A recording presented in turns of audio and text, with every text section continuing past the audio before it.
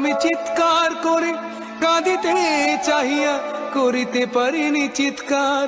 বুকের ব্যথা বুকে চাপায় নিজেকে দিয়েছি ধিক্কার। কতটুকু অশ্রু গড়ালে হৃদয়ে জলে সিক্ত, কত প্রদীপ শিখা জ্বালালে জীবন আলোয় দীপ্ত। কত ব্যথা বুকে চাপালেই তাকে বলি আমি ধৈর্য। নির্মমতা কত দূর হলে জাতি হবে নির্লজ্জ।